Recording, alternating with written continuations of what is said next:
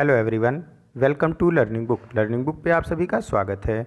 Learning book के इस video में हम 17 नवंबर और 18 नवंबर 2020 से संबंधित करंट अफेयर के महत्वपूर्ण प्रश्नों को डिस्कस करेंगे।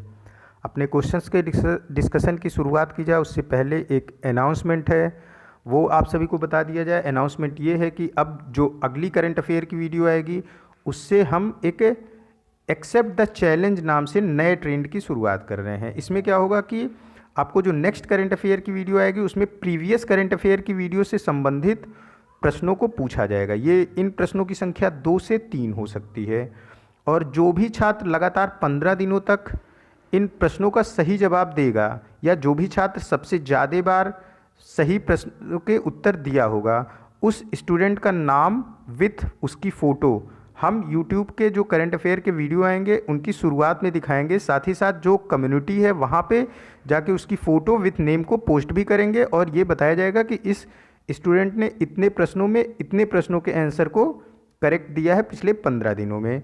तो अब आपके पास महीने में 2 बार ऐसे मौके आएंगे जब आप खुद को YouTube पे अपनी फ़ोटो के साथ अपने नेम के साथ खुद को आप प्रमोट कर सकते हो।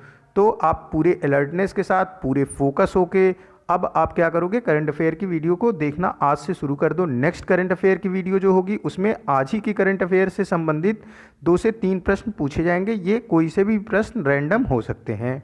आइए फिर शुरुआत करते हैं अपने आज के पहले प्रश्न के साथ। आज का पहला प्रश्न है, पाकिस्तान क्रिकेट बोर्ड ने आगामी दौरे से पहले सभी फॉर्मेट की कप्तानी किसे सौंपने की घोषणा की है। देखो, अब पाकिस्तान के सभी फॉर्मेट की कप्तानी सौंप दी गई है बाबर आजम को। सभी फॉर्मेट मीन्स कि अब बाबर आजम पाकिस्तान क्रिकेट के टेस्ट टीम के भी कैप्टन होंगे, पाकिस्तान क्रिकेट के वनडे टीम के भी कैप्टन होंगे और पाकिस्तान क्रिकेट के T20 टीम के भी कैप्टन बाबर आजम होंगे। तो ऑप्शन ये करेक्ट हो जाएगा, पहला ऑप्शन बाबर आजम। इन्हें अब तीनों फॉर्मेट की कप्तानी सौंप दी गई है पाकिस्तान क्रिकेट टीम की। और जब क्रिकेट की बात उठी है तो अभी हाल ही में IPL ख़त्म हुआ। IPL से संबंधित जितने भी प्रश्न बनते हैं वहाँ पे मैं आपको सारे प्रश्नों को करा रहा हूँ।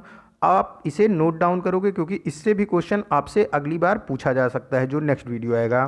देखो, IPL 2020 ये IPL का 13वां एडिशन था। IPL 2008 में शुरू हुआ, पहला एडिशन 2008 में खेला गया और ये 13वां एडिशन था 2020 IPL का। इस IPL को ड्रीम 11 ने प्रायोजित किया। पहले इसे वीवो प्रायोजित कर रहा था, लेकिन क्या हुआ कि चाइना के साथ कुछ टेंस सिचुएशन हुई तो फिर BCCI ने वीवो से प्रायोजन का जो अधिकार था वो वापस लेते हुए ड्रीम 11 को दे दिया। तो इस बार प्रायोजित किसने किया IPL को? ड्रीम 11 ने किया। जो IPL टूर्नामेंट होता है ये किस फॉर्मेट पे खेला जाता है? ये देखो, ये double round and play of format बोलते हैं इसको। टूर्नामेंट का format double round and play of बोला जाता है। डबल राउंड में इसकी प्रत्येक टीम शुरुआत में एक दूसरे से 2-2 मैच खेलेगी और प्ले ऑफ फिर लास्ट में नॉकआउट मैच होने लगता है। जो टीम जीतती है वो बनी रह जाती है, ये प्ले ऑफ होता है। IPL में कुल 8 टीमों ने हिस्सा लिया। प्लेयर ऑफ द सीरीज़ दिया गया जोफ्रा आर्चर को। जोफ्रा आर्चर ये इंग्लैंड के प्लेयर हैं और इन्होंने 113 रन बनाए, साथ ही साथ 20 विकेट भी लिया। KL राहुल किंग्स 11 पंजाब के लिए खेलते हैं। इन्होंने सबसे ज़्यादा रन बनाया पूरे IPL में, 670 रन बनाया। सबसे ज़्यादा विकेट लिया कगिसो रबाडा ने। कगिसो रबाडा ये साउथ अफ्रीका से हैं और 30 विकेट इन्होंने लिया। और 29 मार्च से लेके 15 अप्रैल तक पहले IPL खेला जाना था, लेकिन हुआ क्या कि कोविड-19 पैंडमिक की वजह से देश में लॉकडाउन घोषित किया गया। तो लॉकडाउन होने के बाद इसे सस्पेंड कर दिया गया और फिर 2 अगस्त को ये घोषणा की गई कि IPL अब इंडिया में ना होके UAE यूनाइटेड अरब अमीरात में खेला जाएगा और डेट घोषित की गई 19 सितंबर से 10 नवंबर तक। और मुंबई इंडियंस इस बार IPL की विजेता रही, उसने दिल्ली कैपिटल्स को हराया। मुंबई इंडियंस का ये 5वां खिताब था IPL का। तो ये IPL से संबंधित जो भी महत्वपूर्ण प्रश्न थे उन सभी को मैंने बताया है। इसे आप नोट डाउन करोगे और ध्यान रखोगे, आगे आने वाले एग्ज़ाम में ये आपसे पूछे जा सकते हैं। इनमें से कोई सा भी प्रश्न पूछा जा सकता है। नेक्स्ट क्वेश्चन है, हुरुन इंडिया, देखो हारून लिखा है, ये हारून नहीं है, ये हुरुन इंडिया है। हुरुन इंडिया द्वारा जारी एक रिपोर्ट के अनुसार कौन देश के सबसे बड़े दानवीर हैं जिन्होंने वित्त वर्ष 2019-20 में 7,904 करोड़ रुपए दान किए हैं। हुरुन इंडिया, ये देखो हुरुन इंडिया हुरुन एक चाइनीज़ संस्थान है जो जिसकी ब्रांच अलग अलग देशों में है। तो हुरुन जो चाइनीज़ संस्थान है उसकी ब्रांच हमारे इंडिया में भी है जिसका नाम है हुरुन इंडिया। ये रिसर्च करती है, अलग अलग रिपोर्ट निकालती है। अभी देखो जैसे सबसे बड़ा दानवीर कौन है, इसने रिपोर्ट निकाली। फिर हुरुन इंडिया के अनुसार सबसे ज़्यादा कौन पैसे वाला है पूरे इंडिया में, ऐसी रिपोर्ट भी निकालता है ये। तो अलग अलग ये रिपोर्ट निकालती है, ये संस्थान है चाइना की। इसके अनुसार अजीज़ प्रेमजी जो विप्रो कंपनी है, आईटी कंपनी है, उसके फाउंडर हैं। इन्होंने वित्त वर्ष 2019-20 में सबसे ज़्यादा दान दिया है और ये है 7,904 करोड़ रुपए। और दान देने के मामले में दूसरे नंबर पे इस वित्तीय वर्ष में है HCL के फाउंडर शिव नडार और तीसरे स्थान पे हैं रिलायंस के MD और CEO मुकेश अंबानी। तो अजीज़ प्रेमजी ये विप्रो के फाउंडर हैं, पहले स्थान पे हैं वित्तीय वर्ष 2019-20 में दान देने के मामले में। दूसरे स्थान पे हैं HCL के फाउंडर शिव नडार और तीसरे स्थान पे हैं रिलायंस के MD और CEO Mukesh Ambani. Next question है, राष्ट्रीय शिक्षा दिवस निम्न में से किस दिन मनाया जाता है? नेशनल एजुकेशन डे प्रत्येक वर्ष 11 नवंबर को मनाया जाता है। देखो जब हमारा देश आज़ाद हुआ तो जो पहले शिक्षा मंत्री थे मौलाना अबुल कलाम आज़ाद, ये हमारे पहले शिक्षा मंत्री थे। आज़ाद भारत के पहले शिक्षा मंत्री मौलाना अबुल कलाम आज़ाद थे। मौलाना अबुल कलाम आज़ाद की ये जयंती होती है 11 नवंबर और इसी दिन नेशनल एजुकेशन डे प्रत्येक वर्ष मनाया जाता है। इसका प्रमुख उद्देश्य है शिक्षा के बारे में जागरूकता फैलाना, प्रत्येक व्यक्ति को साक्षर बनाने हेतु विभिन्न कार्यक्रमों का आयोजन किया जाता है 11 नवंबर को। ऑप्शन डी यहाँ पे करेक्ट हो जाएगा। नेक्स्ट क्वेश्चन है, वित्त मंत्रालय की तरफ से सभी बैंक खातों को किस तारीख तक आधार कार्ड से जोड़ने का निर्देश जारी किया गया है? वित्त मंत्रालय ने एक आदेश जारी किया है। इस आदेश के अनुसार प्रत्येक जितने भी बैंक खाते हैं वो किसी भी बैंक से हों, उनको 31 मार्च 2021 तक लिंक कर देना है आधार कार्ड से। 31 मार्च 2021 ये वित्तीय वर्ष 2020-21 का लास्ट दिन होगा। तो प्रेजेंट जो अभी वित्तीय वर्ष फाइनेंशियल ईयर चल रहा है इसके आखिरी दिन तक सारे के सारे बैंक खातों को आधार से लिंक करने का आदेश जारी किया गया है वित्त मंत्रालय के द्वारा। और देखो फास्टैग के बारे में मैंने आपको ये क्वेश्चन कराया है कि national highway authority of India ने एक आदेश जारी किया गया है national highway authority of India के द्वारा। उस आदेश के अनुसार जितनी भी 4 व्हीलर हैं उन सभी पे फास्टैग लगाना अनिवार्य कर दिया गया है 1 जनवरी 2021 से। 21 से सारी की सारी 4 व्हीलर पूरे इंडिया में जितनी भी 4 व्हीलर हैं सब पे फास्टैग का लगा होना अनिवार्य घोषित कर दिया गया है NHAI national highway authority of India के द्वारा। तो 2 चीज़ें ध्यान रखनी है, 31 मार्च 2021 तक सारे के सारे बैंक खातों को लिंक करने का आदेश जारी किया गया वित्त मंत्रालय के द्वारा और 1 जनवरी 2021 से सारे 4 व्हीलर पे फास्टैग लगे होना अनिवार्य कर दिया गया है national highway authority of India के द्वारा। देखो जो आधार कार्ड है, ये आधार कार्ड एक यूनिक नंबर होता है, ये 12 अंकों का होता है, 12 डिजिट का यूनिक नंबर होता है। आपके पास आधार कार्ड होगा, आप काउंट करोगे इस पर 12 डिजिट लिखे होते हैं। साथ ही साथ एक पैन कार्ड होता है, परमानेंट अकाउंट नंबर कार्ड होता है, ये कुल 10 डिजिट का होता है। ये अल्फ़ा न्यूमेरिक होता है। देखो आधार कार्ड सिर्फ डिजिट होता है जिसमें सिर्फ नंबर लिखे होते हैं, जबकि pan card alpha numeric number होता है और इसमें जो शुरुआती 5 कैरेक्टर होता है, इसमें शुरुआत के 5 कैरेक्टर में क्या होता है कि इसमें अल्फ़ाबेट पहला और फिर नंबर आता है और जो फिर लास्ट के 5 कैरेक्टर होते हैं उसमें 4 नंबर होते हैं और एक अल्फ़ाबेट होता है। मैं फिर से रिपीट कर रहा हूँ, पैन कार्ड में जो पहले 5 कैरेक्टर होते हैं ये हमेशा अल्फ़ाबेट होते हैं, फिर नेक्स्ट 4 जो होते हैं ये डिजिट होता है, नंबर होता है, और फिर लास्ट वन जो होता है ये क्या होता है, ये भी अल्फ़ाबेट होता है। तो पैन कार्ड ये अल्फ़ा न्यूमेरिक होता है, इसमें 10 डिजिट होते हैं, जबकि आधार कार्ड में कुल 12 डिजिट होते हैं और ये टोटली नंबर होते हैं। ऑप्शन यहाँ पे करेक्ट हो जाएगा 31 मार्च 2021। नेक्स्ट क्वेश्चन है, पंजाब और किस राज्य सरकार ने राज्यों में मामलों की जांच के लिए केंद्रीय अन्वेषण bureau central bureau of investigation CBI को दी गई सामान्य सहमति वापस ले ली है? देखो, किसी भी राज्य सरकार को ये अधिकार मिला होता है कि वो चाहे तो सीबीआई को सामान्य अनुमति दे या फिर ना दे। क्या होती है ये सामान्य अनुमति? देखो, बिना अनुमति के, देखो अगर सामान्य अनुमति राज्य सरकार द्वारा सीबीआई को दी गई है तो सीबीआई किसी भी राज्य में बिना पूर्व अनुमति के इंटर करके किसी भी मामले की छानबीन कर सकती है। लेकिन अगर राज्य सरकार सामान्य अनुमति को वापस ले लेती है तो सीबीआई राज्य में किसी भी मामले की छानबीन के लिए बिना राज्य सरकार की अनुमति के प्रवेश नहीं कर सकती है। वो मामला केंद्र सरकार से संबंधित हो या फिर राज्य सरकार से संबंधित हो।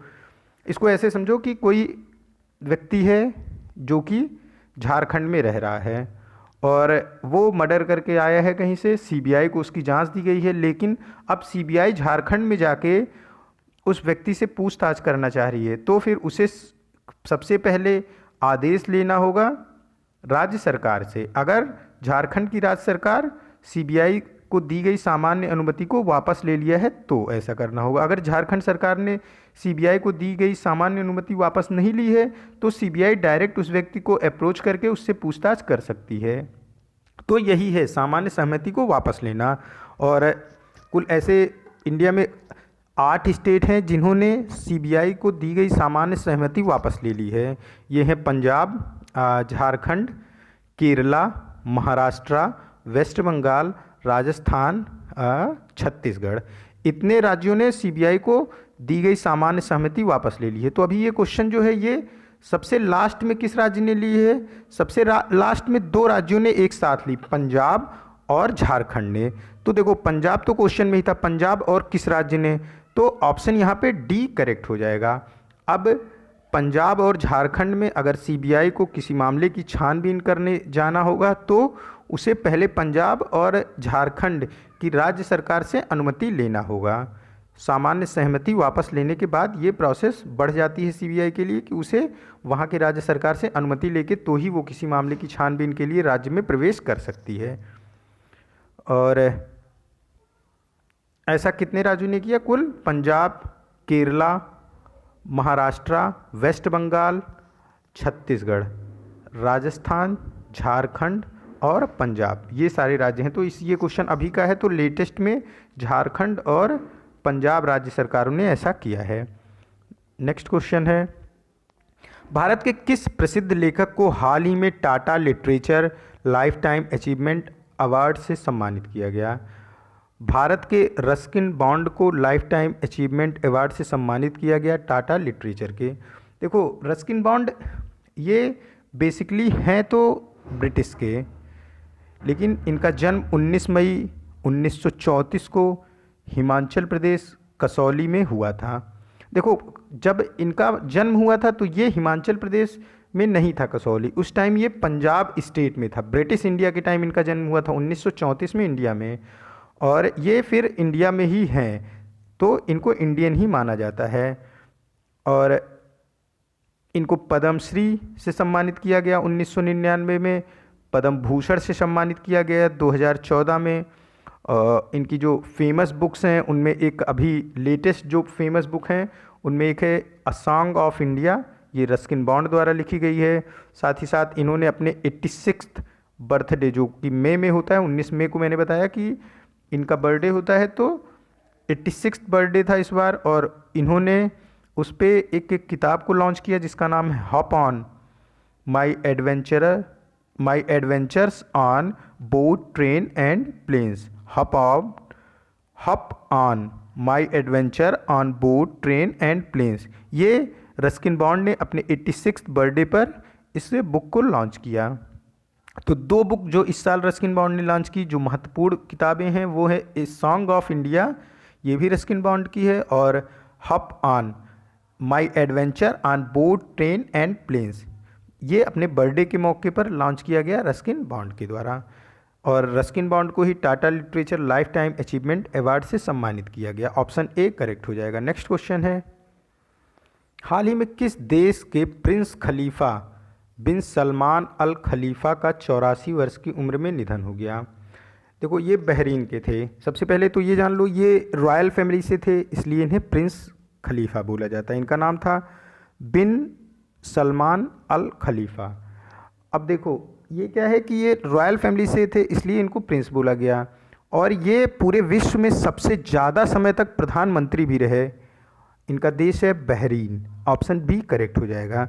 1970 से लेके अपनी डेथ तक, ये अभी हाल ही में नवंबर महीने में ही इनकी डेथ हुई है, तो अपनी डेथ तक लगातार ये प्रधानमंत्री बने रहे बहरीन के, और सबसे ज़्यादा लंबे समय तक किसी भी देश के प्रधानमंत्री बनने का रिकॉर्ड इनके नाम है, खलीफा बिन सलमान अल के नाम।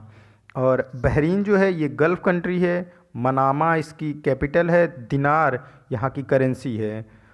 एक क्वेश्चन आ सकता है कि वह कौन सा देश है जिसने इज़राइल को अभी हाल ही में उससे डिप्लोमेटिक रिलेशन को बहाल किया है, तो इसका नाम भी बहरीन ही होगा। मैंने ये क्वेश्चन आपको कराया है, बस यहाँ पे रिपीट कर रहा हूँ। सबसे पहले इस साल यूएई ने इज़राइल के साथ अपने राजनीतिक संबंधों को बहाल किया, फिर उसके बाद बहरीन ने इज़राइल के साथ अपने संबंधों को बहाल किया है। एज ए कंट्री रिकॉग्नाइज कर लिया है यूएई और बहरीन ने इज़राइल को। और बहरीन के जो किंग हैं उनका नाम है अहमद बिन अल खलीफा। अहमद बिन अल खलीफा नाम है बहरीन के किंग का। ऑप्शन बी यहाँ पे करेक्ट हो जाएगा। नेक्स्ट क्वेश्चन है, हाल ही में किस देश ने दुनिया के पहले 6G एक्सपेरिमेंटल उपग्रह को अंतरिक्ष भेजा है?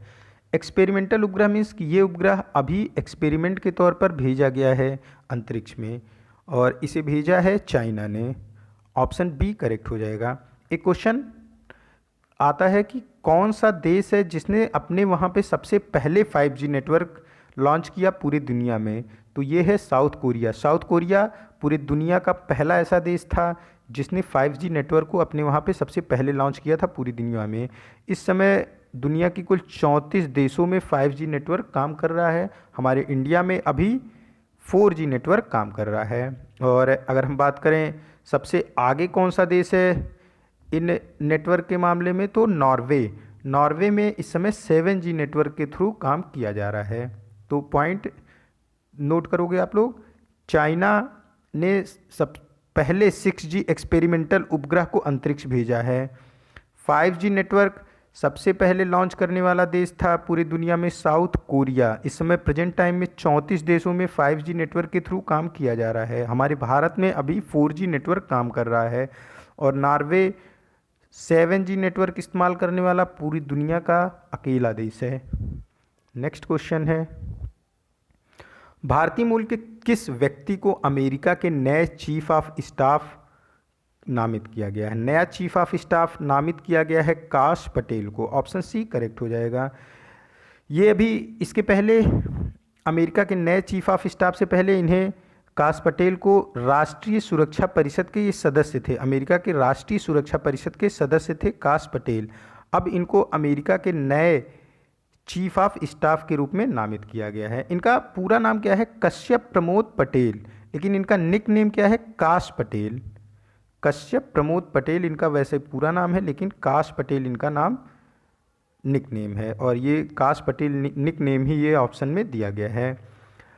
अमेरिका की उपराष्ट्रपति कमला हैरिस बनी है। ये पहली उपराष्ट्रपति हैं जो कि महिला हैं अमेरिका में, और अमेरिका की पहली उपराष्ट्रपति जो कि महिला हैं, और ये इंडियन वर्जिन की हैं। इनके दादा दादी ये बिहार से बिलोंग करते थे। नेक्स्ट क्वेश्चन है, अजरबैजान और किस देश ने विवादित क्षेत्र नागोर्नो काराबाख में चल रहे सैन्य संघर्ष को समाप्त करने हेतु एक शांति समझौते पर हस्ताक्षर किया है। अजरबैजान और रूस ने इस शांति समझौते पर हस्ताक्षर किया है क्या कि वर्ष 1991 में रूस का पहले क्या नाम था? रूस का पहले नाम था सोवियत यूनियन रशिया या सोवियत संघ रूस। 1991 में इसका विघटन हुआ, ये कई सारे पार्टों में टूटा। और उसी में देखो अभी यूक्रेन है, ये भी सोवियत यूनियन रूस का पार्ट था 1991 से पहले। उसके बाद कई सारे क्षेत्रों को लेकर विवाद उठा और उसमें जो प्रमुख क्षेत्र थे उनमें नागोर्नो काराबाख था। इस विवाद में लगभग हजारों लोगों की जान जा चुकी है नागोर्नो काराबाख क्षेत्र के विवाद में। और अब अजरबैजान के साथ ये विवाद था रशिया का। अजरबैजान और रशिया ने एक शांति समझौते पर हस्ताक्षर किया। इस शांति समझौते के अनुसार दोनों देश यथास्थिति को बरकरार रखेंगे और अपनी अपनी सेनाओं को नागोर्नो काराबाख क्षेत्र से वापस बुला लेंगे। यानी अभी इस क्षेत्र पे किस देश का अधिकार होगा, अजरबैजान का या फिर रशिया का, इस पे कोई निर्णय नहीं लिया गया। बस ये निर्णय ले लिया गया कि दोनों देश अपनी अपने सेना को इस विवादित क्षेत्र से वापस बुला लेंगे और यथास्थिति बरकरार रहेगी।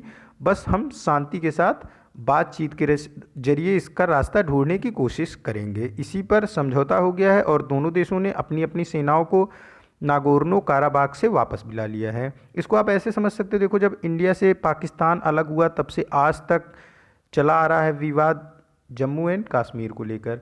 ठीक उसी तरीके से जब किसी देश से कोई देश टूट के अलग होता है तो फिर किसी न किसी क्षेत्र को लेकर विवाद उत्पन्न हो ही जाता है। उसी तरीके से 1991 में जब सोवियत यूनियन ऑफ रशिया या फिर सोवियत संघ का विघटन हुआ तो अजरबैजान के साथ तब से ही ये विवाद चला आ रहा है। यहाँ पे ऑप्शन डी करेक्ट हो जाएगा। अजरबैजान और रशिया ने सैन्य संघर्ष को समाप्त करने हेतु एक शांति समझौते पर हस्ताक्षर किया है। नेक्स्ट क्वेश्चन है, 4 देशों की नौसेना अभ्यास मालबार 2020 का कौन सा संस्करण बंगाल की खाड़ी पहला चरण नवंबर में आयोजित हुआ है? देखो ये 24वां संस्करण है मालाबार अभ्यास का और ये 4 देशों के बीच है। कौन कौन से ये 4 देश हैं? ये 4 देश हैं इंडिया, अमेरिका, जापान। ये तीनों देश तो हमेशा मालाबार अभ्यास को करते आ रहे थे, लेकिन अब ऑस्ट्रेलिया ने पहली बार इसको ज्वाइन किया है। तो फिर 4 देश कौन कौन से हो गए? इंडिया, अमेरिका, जापान और ऑस्ट्रेलिया। ये अभ्यास विशाखापट्टनम में किया गया। देखो अब मैं क्या करने चल रहा हूँ, जितने भी युद्धाभ्यास किए गए इस वर्ष 2020 में उन सबको मैं आपको बोलूँगा और आप इसे नोट डाउन करोगे। ये सारे के सारे युद्धाभ्यास हैं जो कि इस वर्ष किए गए हैं। चूँकि कोविड-19 पैंडमिक की वजह से बहुत युद्धाभ्यास हुए नहीं हैं, इसलिए ये सारे अपने आप में खुद में महत्वपूर्ण बन जाते हैं। इंद्रधनुष नाम से किया गया युद्धाभ्यास, ये एयरफोर्स का अभ्यास था। इसको किया इंडिया और ब्रिटेन ने। ये हिडन वायुसेना स्टेशन है उत्तर प्रदेश में, वहाँ पर किया गया इंद्रधनुष युद्धाभ्यास इंडिया और ब्रिटेन के द्वारा। अजेय वॉरियर ये किया गया इंग्लैंड और इंडिया के बीच में। कॉकाज 2020 ये मल्टीनेशनल एक्सरसाइज था, ये रशिया में किया गया। इसको इसलिए यहाँ पे बता रहा हूँ मैं क्योंकि मल्टीनेशनल कई सारे देशों ने इसमें हिस्सा लिया, लेकिन भारत ने इस एक्सरसाइज में जाने से मना कर दिया। कोविड-19 पैंडमिक सिचुएशन की वजह से इंडिया ने रशिया जाने से मना कर दिया कॉकाज 2020 एक्सरसाइज में।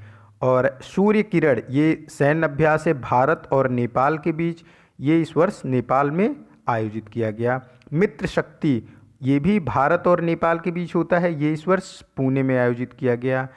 सहयोग काइजिन ये भारत और जापान के बीच होता है, ये कोस्ट गार्ड एक्सरसाइज है, ये इस वर्ष चेन्नई में आयोजित किया गया। इंद्र नौसैनिक संयुक्त सैन्य अभ्यास, नौसैनिक मीन्स ये नेवी का अभ्यास है, ये रूस के साथ भारत ने आयोजित किया, ये बंगाल की खाड़ी में आयोजित हुआ। बिम्स्टेक आपदा प्रबंधन अभ्यास ये भुवनेश्वर में किया गया। बिम्स्टेक जो ग्रुप है कंट्रियों का, ये सारे के सारे बिम्स्टेक कंट्री इसमें हिस्सा लेते हैं। और बिम्स्टेक के सदस्य कौन कौन से हैं? India, Myanmar, Bangladesh, Nepal, Sri Lanka, Thailand और भूटान। ये सारी कंट्री बिम्स्टेक के सदस्य हैं। हालांकि थाईलैंड और भूटान ने बिम्स्टेक आपदा प्रबंधन अभ्यास में हिस्सा नहीं लिया। फिर किसने किसने लिया? इंडिया, म्यांमार, बांग्लादेश, नेपाल और श्रीलंका ने बिम्स्टेक आपदा प्रबंधन अभ्यास में हिस्सा लिया। ये भुवनेश्वर में आयोजित किया गया था। और इस वर्ष के महत्वपूर्ण कौन से हैं? सिलनेक्स, ये नेवी एक्सरसाइज है इंडिया और श्रीलंका का। और मैत्री, ये इंडिया और थाईलैंड के बीच आयोजित किया गया सैन्य अभ्यास। बोंगो सागर, ये नेवी का अभ्यास है भारत और बांग्लादेश के बीच का। और पासेक्स, ये भी नेवी का अभ्यास है अमेरिका और इंडिया के बीच का। विंग रेडार, ये इंडियन एयरफोर्स का स्वयं के बीच का एक्सरसाइज, मतलब इंडियन एयरफोर्स आपस में खुद के लिए ही एक्सरसाइज करती है। इसमें ये कोशिश की जाती है, इस करने का जो प्रमुख उद्देश्य है वो है कि भारतीय वायुसेना, भारतीय थल सेना के बीच तालमेल एक उच्च दर्जे का हो सके, मतलब कि दोनों एयरफोर्स और जो हमारी आर्मी है उनके बीच एक बेहतरीन तालमेल हो सके, इसलिए इस अभ्यास को स्वयं के बीच में ही किया जाता है। और सारेक्स, ये भारतीय तट रक्षक बल जो हैं ये स्वयं में अभ्यास करते हैं। इसका आयोजन गोवा में किया गया। नसीम अल बाह, इसका आयोजन भी गोवा में किया गया। ये नेवी का एक्सरसाइज है, इंडिया और ओमान के बीच किया गया। महानेवी कनेक्ट 2020, ये इंडियन नेवी का अभ्यास था। खुद इंडियन नेवी आपस में ही इस अभ्यास को करती है। इसका आयोजन भी किया गया मुंबई में। देखो, इंडियन नेवी ने एक मिशन चलाया था, मिशन सागर। कोविड-19 पैंडमिक के दौरान जो हिंद महासागर है उसके जो कुछ द्वीप हैं वहाँ पे खाद्य सामग्री और दवाओं को पहुँचाने का मिशन था इंडियन नेवी का, जिसका नाम था मिशन सागर। इसके तहत मालदीव, मॉरिशस, सेशल्स, मेडागास्कर और कोमोरोस, इन सभी को जो है खाद्य सामग्री और दवा को पहुंचाया गया मिशन सागर के तहत। और जिस शिप का इस्तेमाल किया गया मिशन सागर में उसका नाम है INS केसरी। और मिशन संजीवनी, ऑपरेशन संजीवनी भारत ने स्पेशल चलाया था मालदीव के लिए। और एक चीज़ और हम नोट करेंगे यहाँ पे कि ये हमारे इंडिया की तो एक्सरसाइज नहीं, लेकिन ये एग्ज़ाम में पूछी जा सकती है क्योंकि हमारा जो पड़ोसी देश है बांग्लादेश, उसके साथ की एक्सरसाइज है कैरेट 2020। ये नेवी की एक्सरसाइज है बांग्लादेश और अमेरिका के बीच की। कैरेट 2020 ये नेवी की एक्सरसाइज है बांग्लादेश और अमेरिका के बीच की। देखिए, ये 100% कवर कर लिया गया है जितनी भी एक्सरसाइज वर्ष 2020 में हुई हैं। और ये 24वां संस्करण था, 24th संस्करण था, 24th एडिशन था नौसेना अभ्यास का। मालाबार, ये 4 देश थे इसमें। इस बार इंडिया, US, जापान और ऑस्ट्रेलिया ने पहली बार इसमें हिस्सा लिया था। नेक्स्ट क्वेश्चन है, ग्रामीण घरों के अधिकतम अनुपात पर नल कलेक्शन प्रदान करने के मामले में कौन सा राज्य शीर्ष प्रदर्शन करने वाला राज्य है? देखो, तेलंगाना सरकार ने, अगर परसेंटेज की बात करें, परसेंटेज की बात ये करना कि प्रत्येक 100 घरों में कितने घरों में नल कनेक्शन दे दिया गया है तेलंगाना में। तो प्रत्येक 100 घरों को आप देखोगे तो 70 घरों में लगभग पाइप्ड वाटर के लिए कनेक्शन दे दिया गया है। कहाँ पे? तेलंगाना के गाँव में। और एक जल जीवन मिशन केंद्र सरकार का चलाया जा रहा है। जल जीवन मिशन के तहत वर्ष 2024 तक प्रत्येक ग्रामीण को पाइप्ड वाटर से जोड़ने का लक्ष्य रखा गया है। वर्ष 2024 तक गांव के प्रत्येक घरों में पाइप्ड वाटर पहुंचाने का लक्ष्य है केंद्र सरकार का। उसी के तहत ये जो अभी रिपोर्ट आपका, जो ये जिस रिपोर्ट से संबंधित ये क्वेश्चन है, ये जल जीवन मिशन की रिपोर्ट से ही संबंधित ये क्वेश्चन है।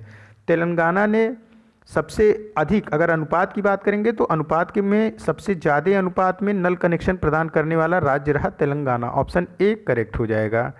एक क्वेश्चन और आता है, प्रधानमंत्री किसान सम्मान निधि के सबसे ज़्यादा बेनिफिशियरी किसान किस राज्य में है? मतलब प्रधानमंत्री किसान सम्मान निधि से लाभान्वित होने वाले सबसे ज़्यादा किसान किस राज्य से संबंधित हैं? ये संबंधित हैं उत्तर प्रदेश से।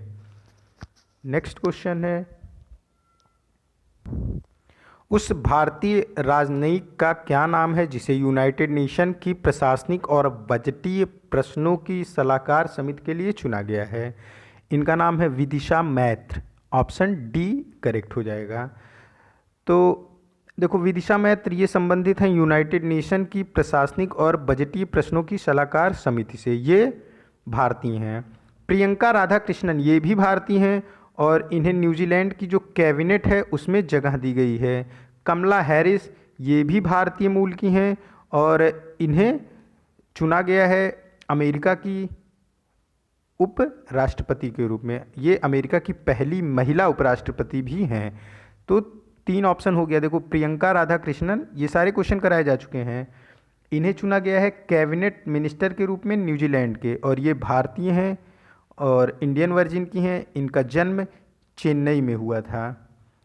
कमला हैरिस, इनके दादा दादी बिहार से संबंधित थे और ये उपराष्ट्रपति चुनी गई हैं अमेरिका की। और विदिशा मैत्र ये भी भारतीय हैं और इन्हें यूनाइटेड नेशन की प्रशासनिक और बजटीय प्रश्नों की सलाहकार समिति के लिए चुना गया है। ऑप्शन डी करेक्ट हो जाएगा। नेक्स्ट क्वेश्चन है, किस ई कॉमर्स कंपनी ने भारत में गुणवत्ता वाले कृषि उत्पादों की आसान उपलब्धता के लिए SBI योनो कृषि ऐप के साथ भागीदारी की है? SBI योनो कृषि ऐप के साथ भागीदारी की है इफ़को बाज़ार ने। ऑप्शन डी करेक्ट हो जाएगा। देखो, इफ़को जो कंपनी है इसकी ई कंपनी कौन सी है? इफ़को कंपनी है जो खाद वगैरह बनाने का काम करती है हमारे भारत में। इंडियन फार्मर फर्टिलाइजर कॉरपोरेशन है ये इफ़को। इसकी एक ई कॉमर्स कंपनी है जिसका नाम है इफ़को बाज़ार। इफ़को बाज़ार ने SBI की SBI योनो कृषि ऐप के साथ भागीदारी की है ताकि किसानों को भारत में गुणवत्ता वाले कृषि उत्पादनों की उपलब्धता को आसान बनाया जा सके। यहाँ पे ऑप्शन डी करेक्ट हो जाएगा। नेक्स्ट क्वेश्चन है, भारतीय सेना के प्रमुख जनरल MM नरवाने ने रक्षा और सुरक्षा के क्षेत्रों सहित समग्र संबंधों को मजबूत करने के लिए हाल ही में किस देश का दौरा किया था? इन्होंने हाल ही में दौरा किया था नेपाल का। ऑप्शन ए करेक्ट हो जाएगा। इस दौरान नेपाल की जो राष्ट्रपति हैं विद्या देवी भंडारी, उन्होंने MM नरवाने को मानद उपाधि से सम्मानित भी किया था। ऑप्शन ए यहाँ पे करेक्ट हो जाएगा। नेक्स्ट क्वेश्चन है, किस राज्य ने मछुआरों के लिए परिवर्तनम योजना शुरू की है और खारे पानी की मछली उत्पादन बढ़ाने के लिए ICAR CIBA के साथ समझौता किया है? परिवर्तनम योजना की शुरुआत की है केरला सरकार ने और खारे पानी में मछली की उत्पादकता बढ़ाने के लिए Indian council of agricultural research के साथ समझौता भी किया है केरला की सरकार ने। और केरला सरकार पूरे इंडिया का पहला ऐसा राज्य है केरल जो कि किसानों के लिए जिसने आयोग का गठन किया है। किसान कल्याण आयोग का गठन करने वाला पूरे इंडिया का पहला राज्य बना है केरल। और केरल ने ही परिवर्तनम योजना की भी शुरुआत की है और Indian council of agricultural research के साथ समझौता भी किया है ताकि खारे पानी की मछली की उत्पादकता को बढ़ाया जा सके। ऑप्शन ए करेक्ट हो जाएगा। नेक्स्ट क्वेश्चन है, किस मेट्रो रेल कॉरपोरेशन ने ट्रांसजेंडर समुदाय को समर्पित प्राइड स्टेशन शुरू किया है जो कि उत्तर भारत में मेट्रो सेवा के लिए पहला है? ये मेट्रो स्टेशन है Noida metro rail corporation. Option C यहाँ पे करेक्ट हो जाएगा। प्राइड स्टेशन शुरू किया है नोएडा मेट्रो रेल कॉरपोरेशन ने। ये पूर्णतः समर्पित है ट्रांसजेंडरों को। नेक्स्ट क्वेश्चन है, भारत का पहला सौर आधारित integrated multi village water supply project कहाँ स्थापित किया गया है? भारत का पहला सौर आधारित integrated multi village water supply project को स्थापित किया गया है अरुणाचल प्रदेश में। इससे अरुणाचल प्रदेश के कुल 39 गांव लाभान्वित होंगे। और जो सोलर मतलब देखो इसमें क्या किया गया है कि जो मोटर है, जो पंपिंग सेट है आप बोल सकते हो, जिससे किसान सिंचाई का काम करता है उसको सोलर से डायरेक्ट अटैच कर दिया गया है। अब क्या है कि सोलर से अटैच होने की वजह से ईंधन की काफ़ी बचत होगी किसान जब अपनी सिंचाई को करेगा, और 39 गांव इससे लाभान्वित होंगे अरुणाचल प्रदेश के। ऑप्शन सी करेक्ट हो जाएगा। नेक्स्ट क्वेश्चन है, न्यायिक कार्यवाही को यूट्यूब पर लाइव करने वाला कौन सा उच्च न्यायालय भारत का पहला उच्च न्यायालय बन गया है? और ऐसा करने वाला कौन सा उच्च न्यायालय है भारत का? ऑप्शन डी करेक्ट हो जाएगा, गुजरात उच्च न्यायालय। गुजरात उच्च न्यायालय यूट्यूब पर लाइव प्रसारण करने मतलब कि न्यायिक कार्यवाही के दौरान ही लाइव प्रसारण करने वाला भारत का पहला उच्च न्यायालय बन गया है। क्या है कि कोविड, आप देखते होंगे कि जब कोई कार्यवाही होती है, न्यायिक कार्यवाही होती है, जब जज आर्गूमेंट को सुन रहे होते हैं वकीलों के साथ और जो कल्प्रिट होता है उसके साथ, तो कई सारे लोग बैठ के कार्यवाही को देखते और सुनते हैं। और कोविड-19 पैंडेमिक सिचुएशन की वजह से कोई एकत्रित ना हो एक जगह पे, ऐसा रोक लगाया गया है। तो इस कार्यवाही को डायरेक्ट यूट्यूब पर लाइव कर दिया गया है गुजरात उच्च न्यायालय के द्वारा, ताकि लोग अपने घरों से ही पूरी कार्यवाही को लाइव टेलीकास्ट देख सकें। ऑप्शन डी यहाँ पे करेक्ट हो जाएगा। ये आज का लास्ट क्वेश्चन था। मिलते हैं नए करंट अफेयर के साथ नेक्स्ट वीडियो में। Keep study on learning book. Thank you for watching this.